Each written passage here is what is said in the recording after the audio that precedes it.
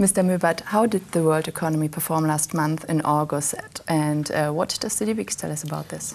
Well, the Deutsche Bank indicator for the world economy, the DBIX, declined again, and we are now at the lowest level since summer 2009.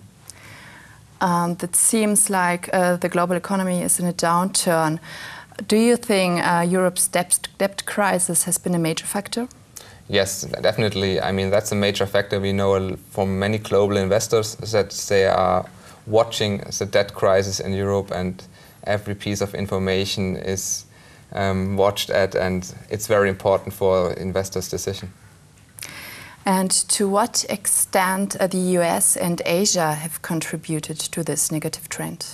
Well, we see also declining expectations for the US economy and the Chinese economy.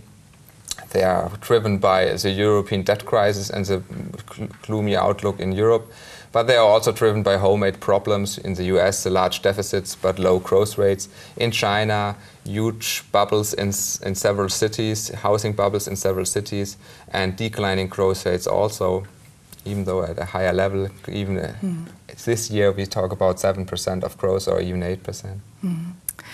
So right now the European Central Bank has been hammering out a new bond buying program to lower the interest burden for crisis states like Spain or Italy.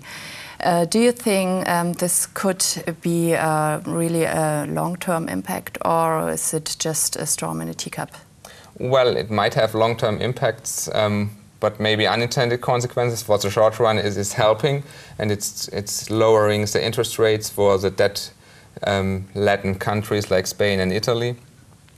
But in the long run, there are also negative consequences, probably, given that this is only liquidity. I mean, they still have to manage to reform their countries. They still have to implement structural reforms, Italy and Spain, and the ECB has just bought more time. The European debt crisis and the bond buying program of the ECB will be in focus later on, and you can watch the full interview on dw.de/madeingermany/English.